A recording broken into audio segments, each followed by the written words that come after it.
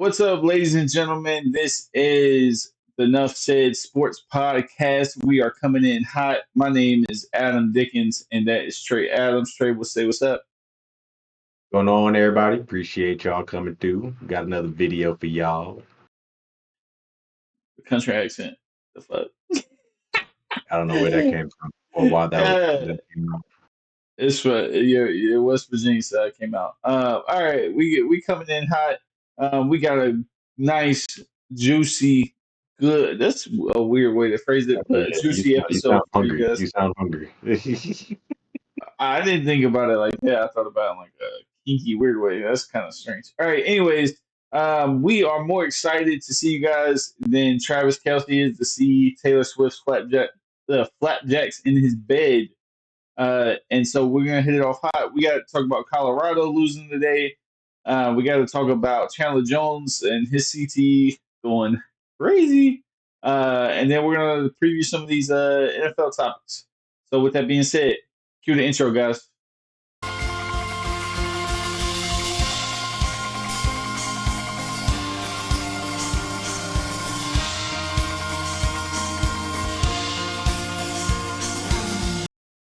All right, we are back. Trey, how has your week been, man?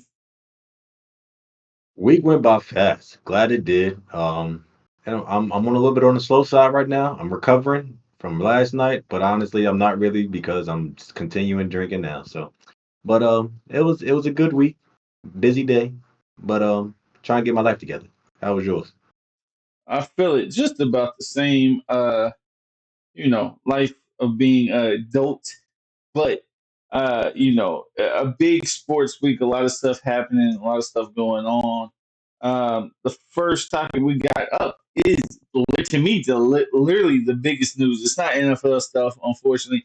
It is NBA topics. Damien Lillard was traded to the Milwaukee Bucks, and I swear on top of everything, I never thought I would ever say that. Like just a mind blowing statement.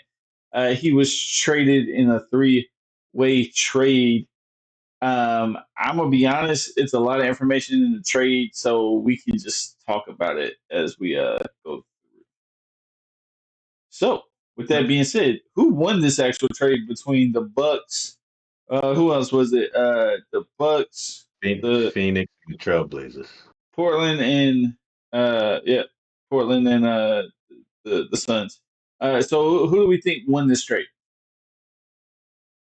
I don't know if it's a surprise or a shocker, but I'm going to say the Blazers. I honestly love what they did here. What? I'm going that route, and that ain't for no content bullshit. That is straight up. I think they did the right move and they got something back in return in a sense of your for their future. They're building. You got a center, a young center who needed a new an Aiton. You got a center, a young center that now needed to be in a new location. So he gets a fresh start.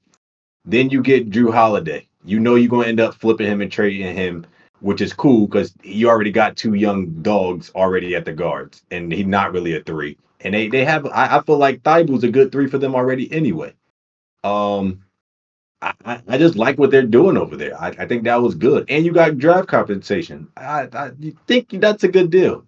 I think they benefited the most. Obviously, they got rid of their best player, but realistically, they didn't force anything going to Miami or anything like that. I think they made the best move possible for them. See, I didn't know I had Skip Bayless as my co-host today. I thought I had Trey Adams, but it seems like I have Skip fucking Bayless as my co-host. I don't see how you can't say that the Milwaukee Bucks didn't win this, man. Like you literally lose a supporting point guard, literally in the definition way in Drew Holiday. Uh, and then you gain the man, the legend, the same guy who literally dictates the entire offense, and literally has put the Trailblazers on his back for the past 11 years, I believe, something Hmm like that, nine to 11 years. You hmm have a you got exactly what you need, which is somebody who can take over when Giannis is kind of what we saw last year when he was injured, a little bit down, or he's just not at 100%. You have that guy. You have someone who can complement him. I just don't see how that's a bad thing. How that doesn't. You literally get a top 10 offensive talent. He's not a defensive liability either. I just don't see how that's a bad thing. Like you lost some draft picks, but let's be honest. Like Milwaukee isn't out here making some killer fucking picks in the draft. Like it's just not. You know, you only get one Giannis in a lifetime. It doesn't happen a couple more times over. So I think if anything, that's it. We'll cut it off at that. What are you the most excited uh, about this trade right here? Like what aspect, what team are you the most excited Portland. I'm for? curious to see how that again, Scoot being taken over at the point. You got Anthony Simons, who's a walking 20 points. Again, Aiton gets a fresh start and he gets to again pretty much now solidify himself as a star on a new team. Because again, he didn't feel that in Phoenix. That's why he was playing like shit. And now he gets to again rejuvenate his freaking career in a way and start fresh. And then again, obviously they're in the West, so it's like nobody expects anything from them. But again, they're young. They're going to be dogs. They're going to be that team that you necessarily can't sleep on because if you think they're about to roll over, they might punch you in the mouth. I'm really excited to watch them develop and play together. I like to say it's obvious the Bucks are freaking gonna do what they need to do. Like that lineup is going to be crazy. So just thinking about it is Dame, Chris Middleton, Giannis. They could even go Bobby Portis at the four if they wanted to, and then Brook. Like they got mix and match, man. That lineup is just gonna be sick.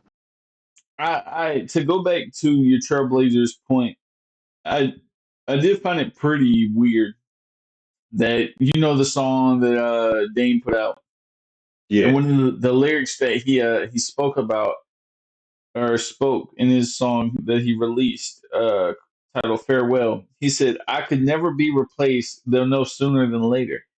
That tells me that bro thought Scoot was a threat, or they drafted him as a threat instead of a complimentary piece, or like the number two. He like that tells me he saw him as he took it as disrespect that they went yeah, him. definitely, definitely, definitely. I I mean, who wouldn't? Who y'all play the same position? You already got your two guard, so yeah, who wouldn't? Yeah, y'all gonna be playing the same position and y'all both ball dominant. Hell yeah, that's a threat. Hell yeah. But this is my thing. You say you won't help, and then they get a top pick, and he takes it as a threat. Like what the fuck? Like Not at that's your position. ridiculous. Not at your position. Not at your position though. They could have.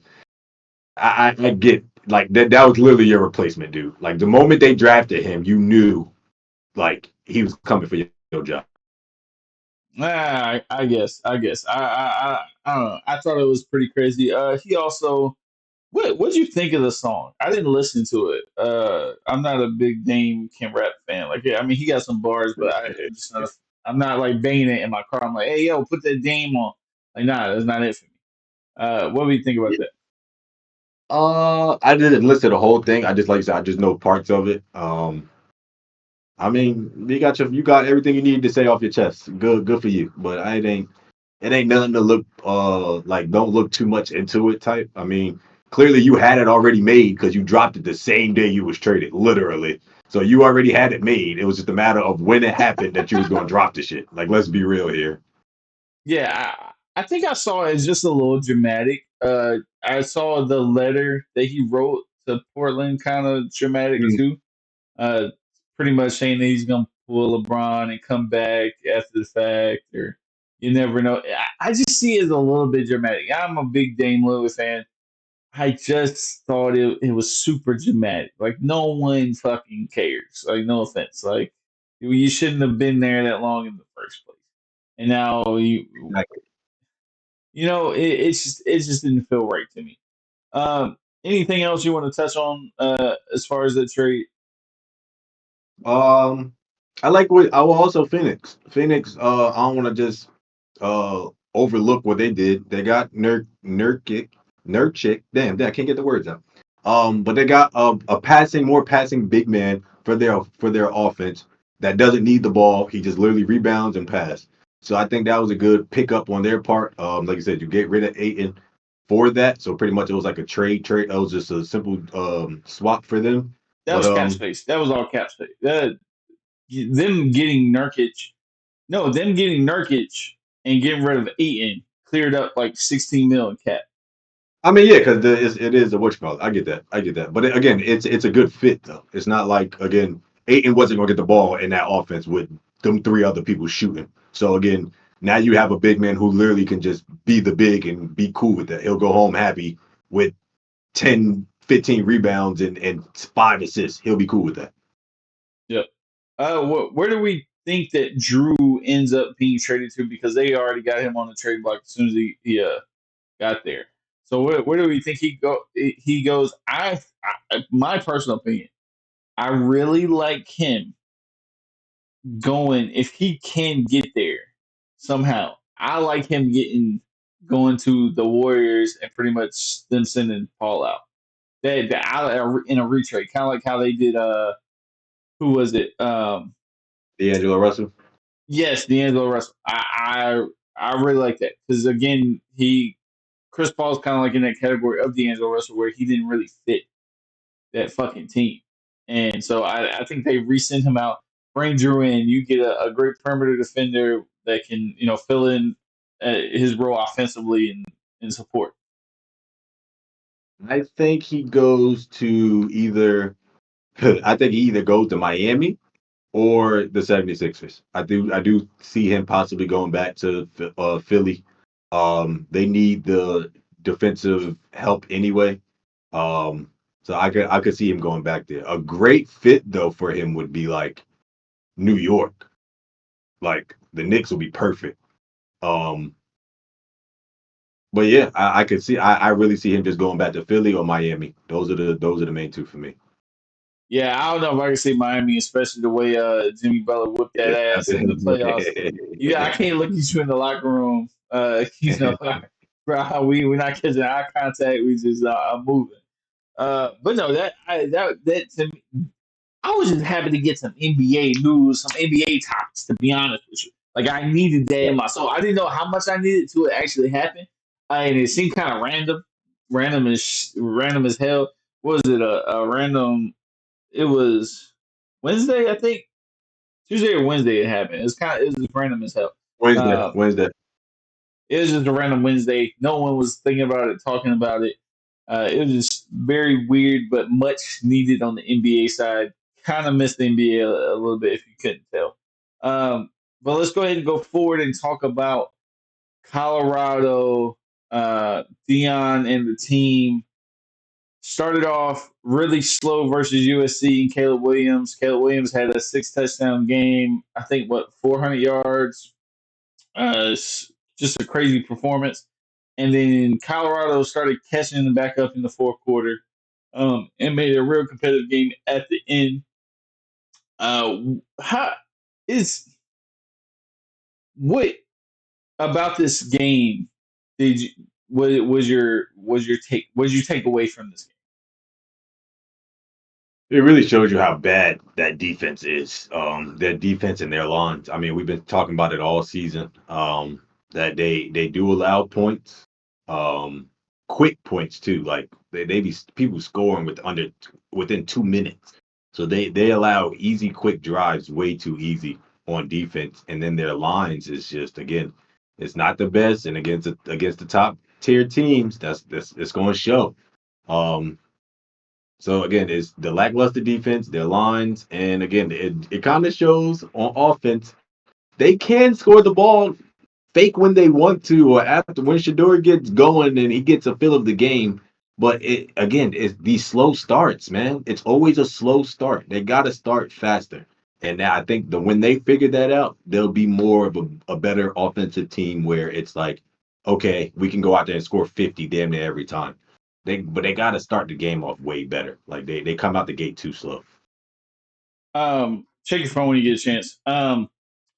I I saw this as that new ass fucking Yeah, folding table ass phone. yeah. Anyways, sorry, that's an insider joke. Uh, my main takeaway was that Colorado was closer to USC than we really thought. And I get they would come back at the end, you know what it is. But to me, I understood that Colorado's defense is soft, just like USC. Everybody was claiming that USC's defense is soft, and it seems that way. And Colorado is built very similar in that same stance, where they're offensive heavy, high flying, space, quick passes, getting the ball out, and then you're just soft as Charmin tissue on defense. That's the way I see it, and I think that's the way it is. And I think it confirmed. I do think that Colorado, even though they have Dion has all the confidence in the world. That team isn't mentally ready. I feel like they're slightly intimidated by these big schools, and Mm, again, I just don't think they're ready for that stage yet. Even though, like talent wise, they're fighting and they have a chip on their shoulder and stuff like that. But I think just going against those big name schools and this being like the first year of Dion's recruitment and just them getting there, it's a lack of experience kind of shows. And mm, I think they're slowly getting there. Like they're learning so much from whether it's the Colorado State game where they got bullied a little bit, even though mm. they won. I think they learned a lot from that. I think they learned a lot from that Oregon ass whipping, and I think they learned a lot in this USC game. They a little confidence builder. Hey, we can compete with these guys, but if we come in with the attitude to start the game where we're not prepared, this was going to happen. We're not coming at on 10 toes down to start the game. We're already at a disadvantage, and that's why I took it as. That's my main takeaway. Um, has our opinion changed at all when it comes to Colorado, as far as record, as far as how the season Nah, ends? I don't think so. I don't think so. I do not think so. I think again, we didn't expect them to go undefeated. We expected them to lose these top 10 ranked teams or top 15, you would say. I expected this, so I don't. Again, other people or fans that started watching them may have hoped that they was going undefeated, but realistically, no, I don't think it changes anything. I think again, when they go back to playing their next games is against non-ranked teams, I think they're gonna dog them and look good. They're gonna get the stats and they're gonna make it look like how they were when they were undefeated. I think they go back to normal, man. So with that being said, nah, I don't think it changes anything. You stick to the agenda, and again, you just lost to pretty much good teams. I don't think so. What you think? I mean, I do somewhat agree with you. I think that we should have kind of known that like they just weren't going to be ready yet for those big name Mhm. schools like the Oregon, like USC. Um, but I do think it puts them in a category where we know they can stomp those lower tier teams that aren't going to be good. And if you can do that and it not be competitive, you're still going to finish with a winning record at least. At Yeah, least. You know what I mean? Like you can trash stomp the bad teams. That's cool. That'll be good for you.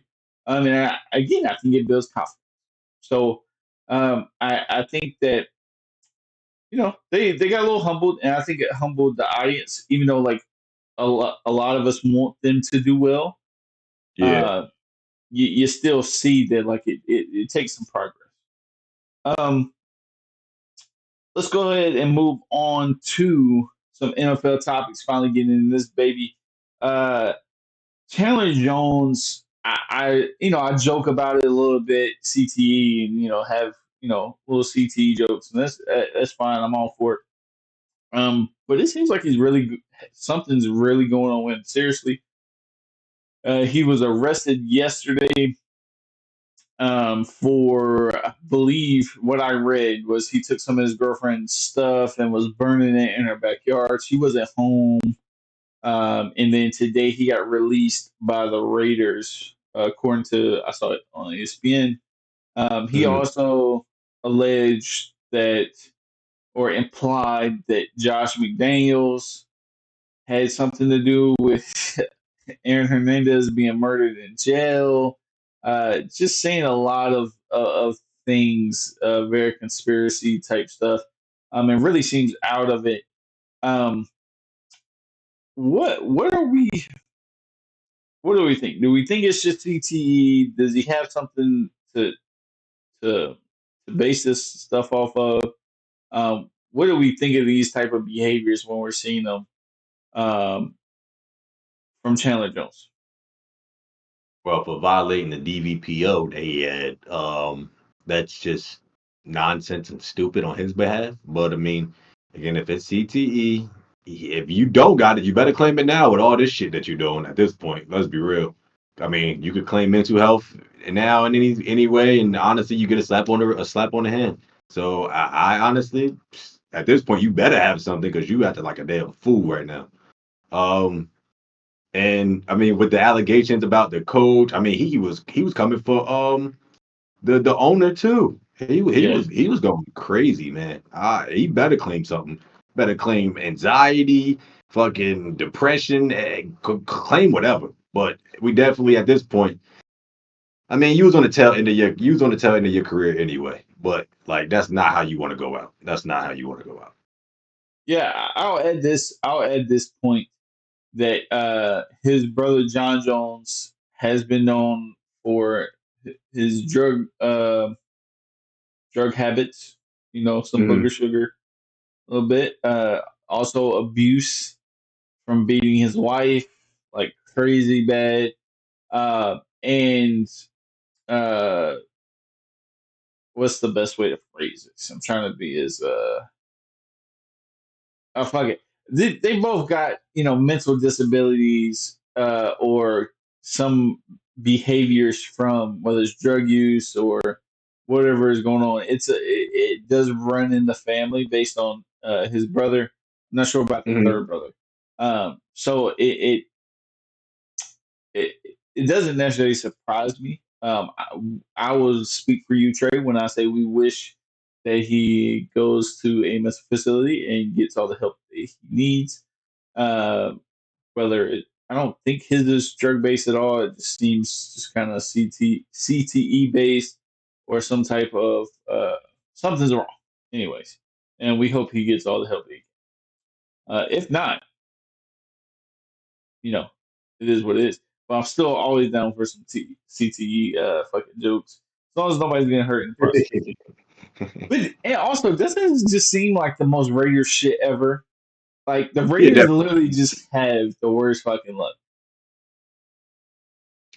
it's crazy because we were just talking about this in the PlayStation chat. Like the Raiders fans are so fucking like uh I don't know how you become a Raiders fan and stay. They're so loyal, but they don't have anything to show for it. Like they can't they have nothing. Absolutely nothing.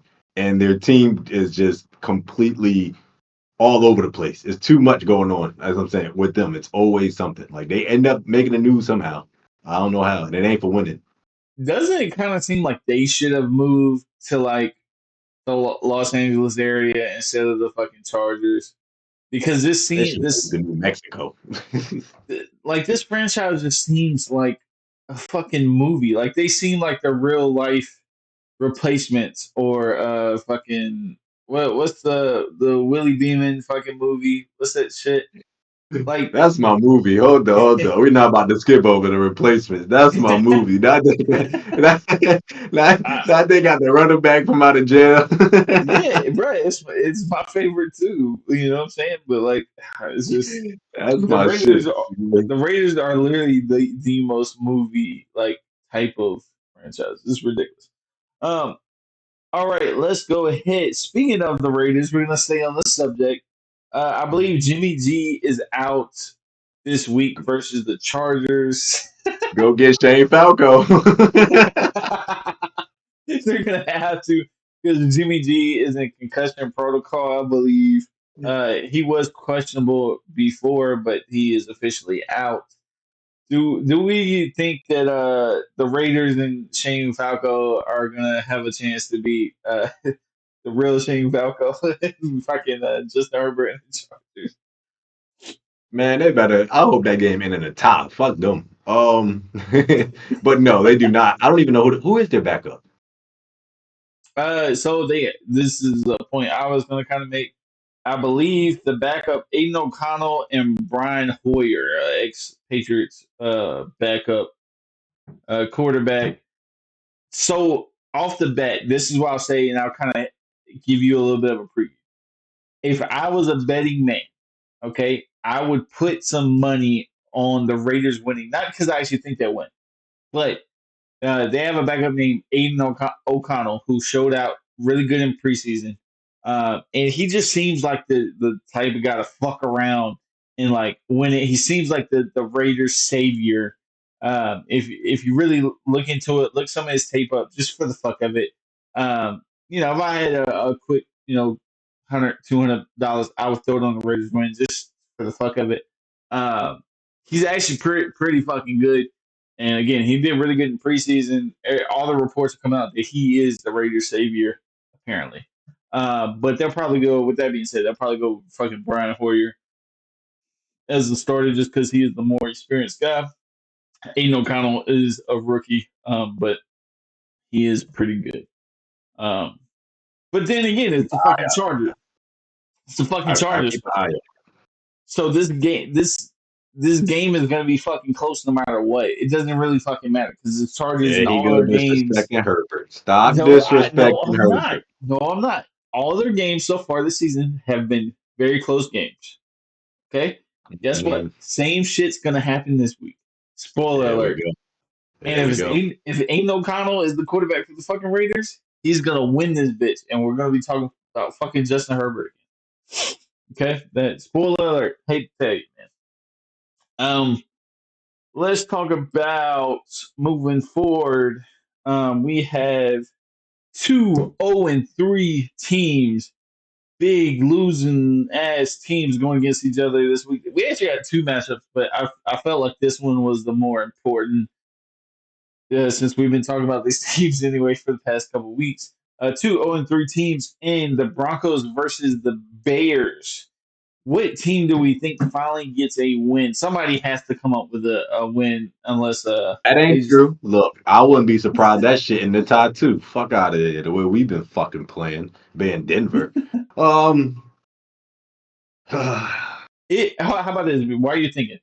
If Justin Herbert has a good game this season, it has to be against the fucking Broncos. Like if you can't have a good game against the fucking Broncos defense, you said Justin Herbert? oh fuck, Justin Fields, Christ.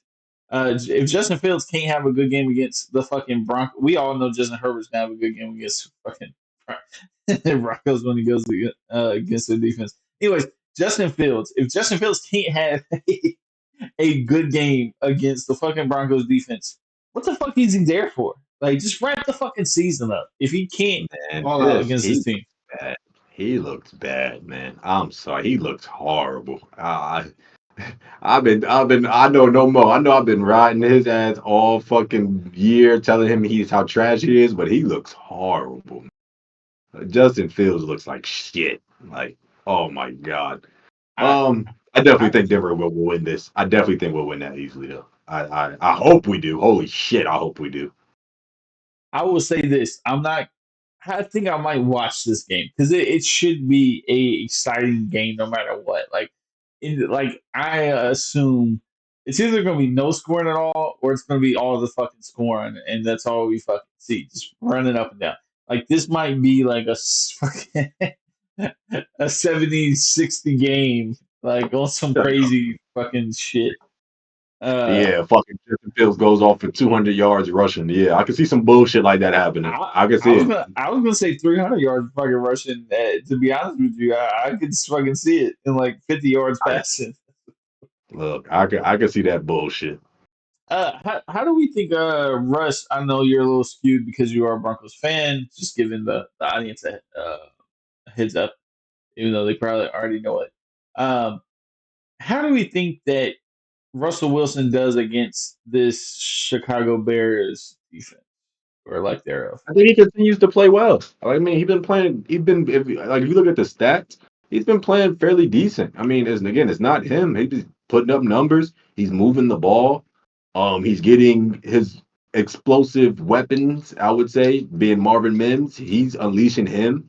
I think he continues to do that. I think he continues to play well. And again, it's just a matter of the freaking defense. If they can stop them and get off the field, again, they can get their first win. But I think Russell, to answer the question fully, continues to play well. I do think that whichever team gets the win, my vote is gonna go. I'll go Broncos. I think the Broncos win this fucking game.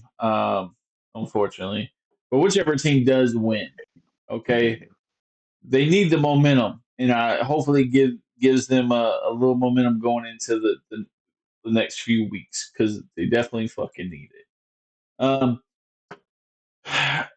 next thing we got up from the battle of the losers to the battle of the winners, we have the Buffalo Bills versus the undefeated Miami Dolphins, who are coming off that 70-point game. Um, who do we think is the better team this week? You know where I'm going. I'm gonna say the Dolphins, hands down. I think they're. I'm not a believer in the Bills anymore. I'm giving up on that. I'm giving up on them. I'm giving up on them. Why would I you just say the that? Dolphins. I'm not a believer in the Bills anymore. I'm tired of their offense. It's boring. It's the same shit every week. Um, their defense has been playing better, but I just think their offense is not the same, and it's missing that still that running game. They need a better running game. They always will. So I'm going Dolphins here, and I do think they're a more complete team as well. So again, they're undefeated. I think that continues. They're in Buffalo. Let me see. Go ahead. Keep talking while I'm looking this up.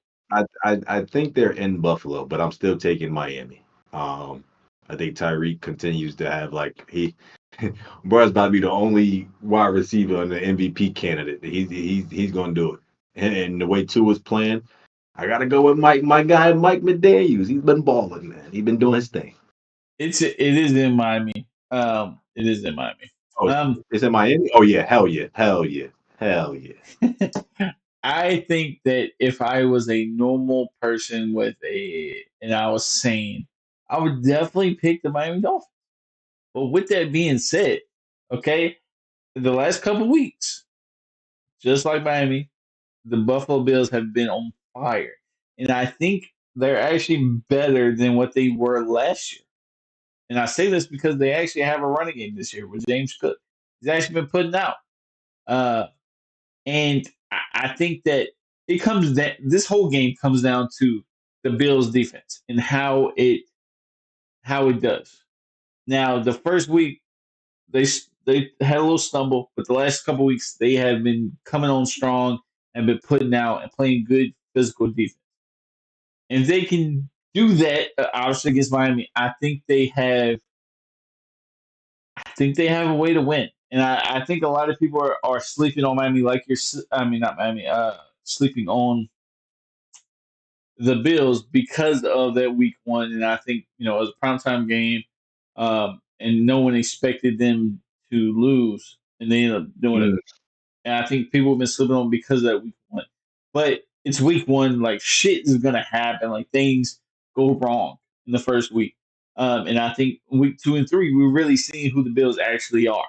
And with that being said, my vote is for the fucking Bills to beat the Dolphins. I think the Dolphins are coming a little bit too high off that 70-point fucking win. It just the confidence got to come down somewhere. The regression back to the norm has to happen at some point, and I think that has to happen with the fucking Bills. So that's what I got.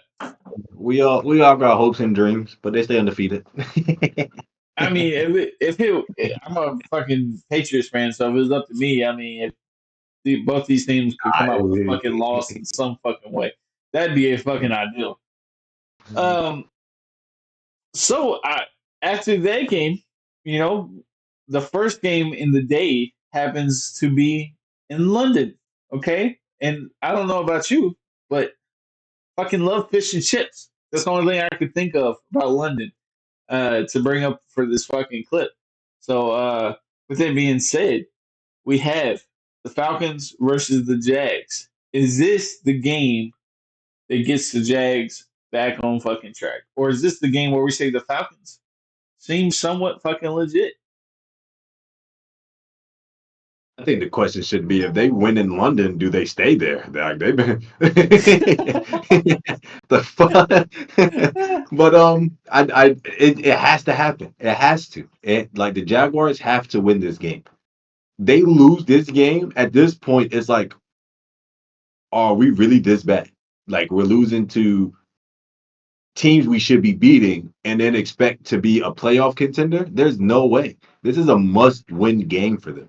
Like, and that's why I say it sucks it has to be in London, but they have to win this game. And Sunshine got to play better being Trevor Lawrence. He has to play better. He cannot be turning the ball over.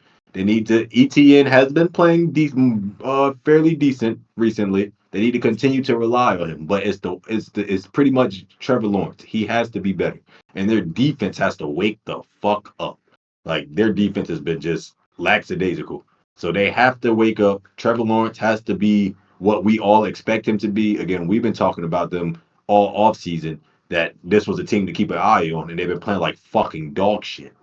They have to be better. So this is a must-win game for them. I'm calling it now. Must win for Jacksonville. Not to take anything from Atlanta. I think that Bijan is still gonna be Bijan. He's a beast too. Um, but it's a must-win for Jacksonville. Where you going with that? I think that these London games always come down to what team deals with the flight over the best or who Mm, deals with the new environment, not being in the same country, the travel, the food that's different from what they're used to, the just that hangover from going to a different country, from going overseas, right? don't say Uh, hangover right now. huh? What? I said don't say hangover right now. Just have a good greasy burger, you'd be all right. Anyways, whichever team deals with it the best, I'm gonna hope that is the Doug Peterson led Jags.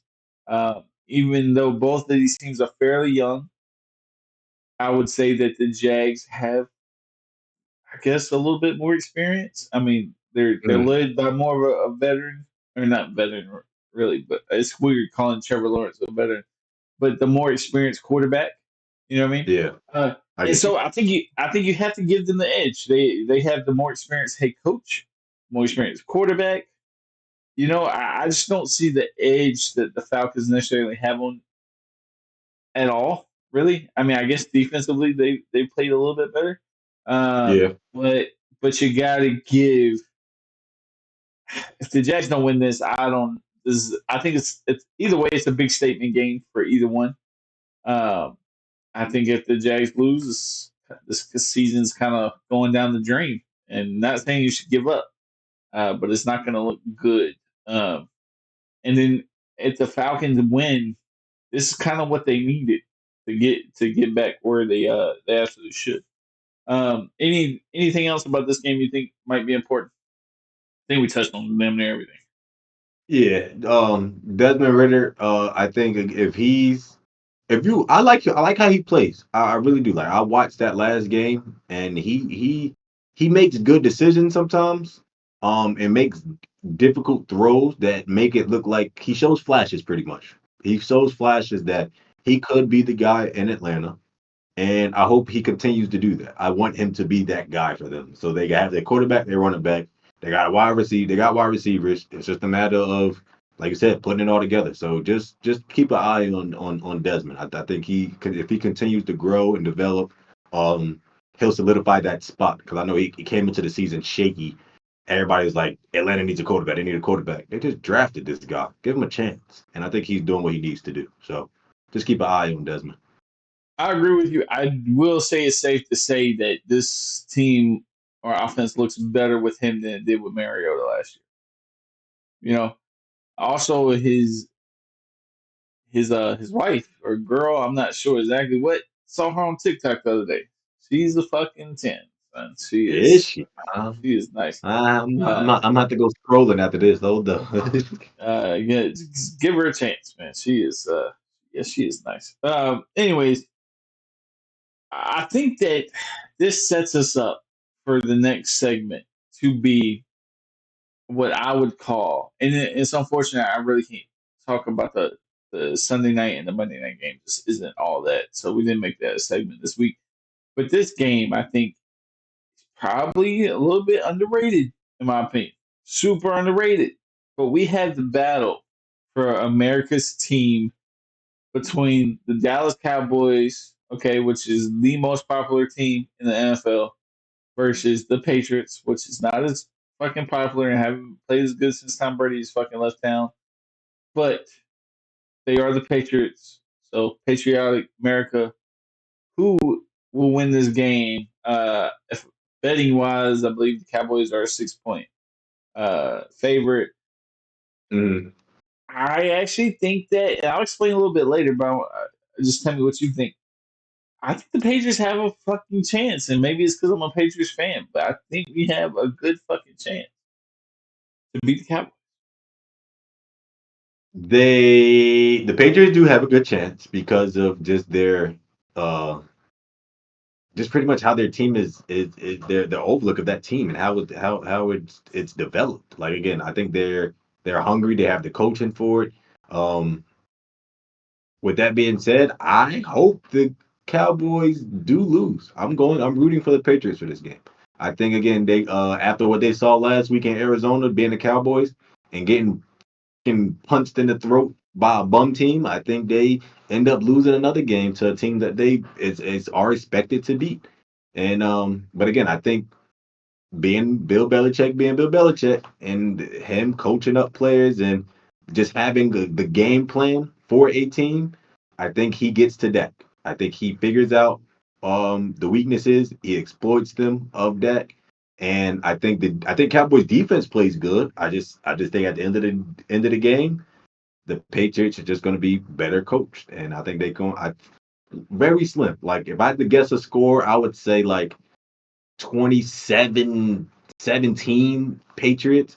I don't really see it being a high scoring game. I think this is a game CD Lamb goes the fuck off on Dak. Like I think he completely just starts like yelling at him on the sideline because he's not getting the ball the way he needs to. I think he like explodes and social media goes crazy because again, Bill Belichick will have a game plan for you. So watch, I'm telling it. CD Lamb If, gets upset and it makes it very visible.